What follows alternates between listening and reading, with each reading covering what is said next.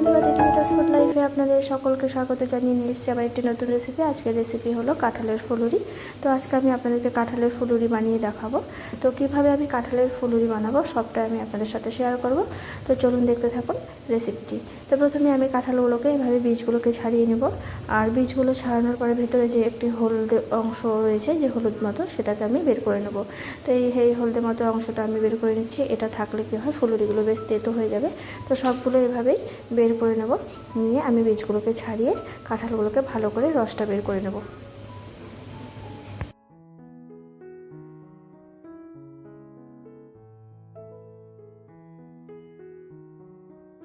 তো সবগুলো কাঁঠালের বীজ ছাড়ানো হয়ে গেছে। এবার আমি একে একে কাঁঠালগুলোকে এভাবে চিপে নিচ্ছি, রসটা বের করে নিচ্ছি। এই রসগুলো বের করে তারপরে আমি একে একে সবগুলো উপকরণ দিয়ে ভালো করে মেখে নেব।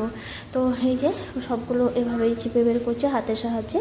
আপনারা চাইলে আপনারা যে কোনো একটা পাত্রে বা ছাঁকনিতে আপনারা এভাবে ছেঁকে নিতে পারেন, চেলে নিতে পারেন, বা ওই যে বাঁশের যে চালনিগুলো হয় সেগুলোতে আপনারা চেলে এভাবে ছেঁকে নিতে পারেন। তো আমি হাতের সাহায্যে এগুলোকে আমি রসটা বের করে নিলাম। আর এই যে একটু একটা কাপড় দিয়ে একটু ছেঁকে নিলাম, যাতে আঁশ অংশটা বেরিয়ে যায়। ছেঁকে তারপরে আমি অন্য একটি পাত্রে ঢেলে নিচ্ছি। তো এই যে প্রথমে আমি এই কাঁঠালের রসটাকে ঢেলে নিলাম। এরপরে আমি বাদবাকি উপকরণগুলো এখানে দিয়ে দেবো। এবারে প্রথমে যেটা দেব সেটা হচ্ছে, এখানে আমি আটা আর কিছুটা চালের গুঁড়ো মিশিয়ে রেখেছি, এগুলোকে আমি দিয়ে দিলাম। তো এখানে প্রায় ওই 250 গ্রামের মতো আমি আটা দিয়ে দিলাম। তার মধ্যে আমি দিয়ে দেবো এখানে আগে থেকে ভিজিয়ে রেখেছিলাম প্রায় 1.5 কাপ মতো সুজি। তো সেই ভেজানো সুজিটাও আমি এখানে ঢেলে দিচ্ছি। তো সুজি আর চালের গুঁড়ো, আটা দিয়ে আর সামান্য এখানে দিয়ে দেবো নুন আর স্বাদ মতো চিনি। তো প্রথমে আমি এখানে 1 কাপ মতো চিনি দিয়ে দিচ্ছি। যেহেতু কাঁঠালটা এতটাই মিষ্টি, তো চিনির পরিমাণটা সেরকম একটা লাগবে না। তো কাঁঠালটা যেহেতু অনেকটাই মিষ্টি রয়েছে, তো সেখানে সেই আন্দাজ মতো আমি এখানে দিয়ে দিলাম 1 কাপ পরিমাণে চিনি। আর সাথে দিয়ে দিলাম এখানে একটু স্বাদের জন্য নুন। তো সবগুলো উপকরণ একসাথে দিয়ে ভালো করে আমি হাত দিয়ে মেখে নেব। তো এটা যতটা ফ্যাটাবেন, যত ভালো করে ফ্যাটাবেন, তাহলে ফুলুরিগুলো কী হবে, বেশ ফুলকো হবে, বেশ নরম হবে। তো এটা যত ফ্যাটাবেন তত ফুলুরিগুলো বেশ খেতেও ভালো লাগবে। তো এরকমভাবে আমি মেখে একটু ফেটিয়ে নিচ্ছি, প্রায় মিনিট 5 মিনিটের মতো আমি এভাবে ফেটিয়ে নেব।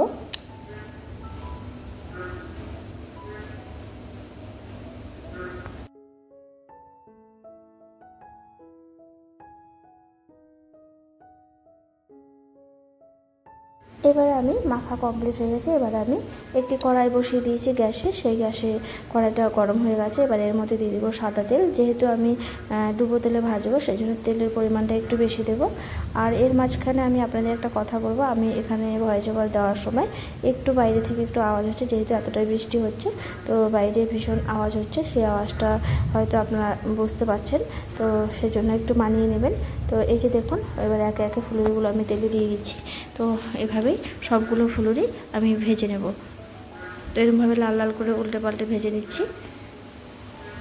ঠিক একই রকমভাবে বাদবাকি ফুলুরিগুলোকেও ভেজে নেব। আপনারা চাইলে এটা চামচ দিয়েও দিতে পারেন, আর আমি এভাবে হাতের সাহায্যে দিচ্ছি, তাহলে শেপটা খুব সুন্দর হয়। তো সেই জন্য এভাবে একে একে হাতের সাহায্যে ফুলুরিগুলোকে তেলে দিয়ে দিচ্ছি। তো সবগুলো ঠিক এভাবে একই রকমভাবে উল্টে পাল্টে লাল করে একটু ভেজে নেব। আর একদম হালকা আঁচে ভেজে নেব, যাতে ভেতরটাও বেশ ভালো করে হয়ে আসে।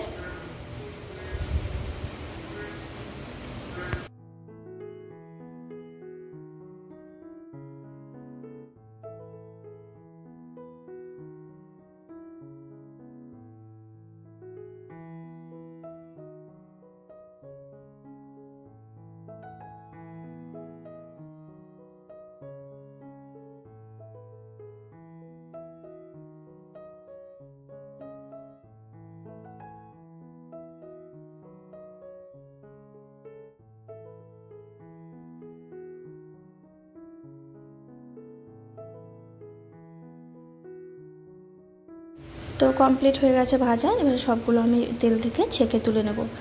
তো একদম কমপ্লিট। তো এখানে একটি বোলের মধ্যে আমি সবগুলো এভাবে নিয়ে নিচ্ছি, সবগুলো ছেঁকে তুলে নিলাম। তো রেসিপিটি কেমন লাগলো অবশ্যই কমেন্ট করে জানাবেন। যদি ভালো লাগে থাকে তাহলে লাইক করবেন, প্রচুর বন্ধুদের সাথে শেয়ার করবেন। আর এখনও যারা চ্যানেলটি সাবস্ক্রাইব করেনি তাদের বলবো আমার চ্যানেলটি সাবস্ক্রাইব করে আমার পাশে থাকবেন। তো আমার চ্যানেলে নতুন নতুন রেসিপি পেতে অবশ্যই পাশে থাকা বেল আইকন প্রেস করবেন, তাহলে নিত্য নতুন রেসিপি আপনারা পেয়ে যাবেন। তো সবাই সুস্থ থাকবেন, ভালো থাকবেন। Thanks for watching. টাটা।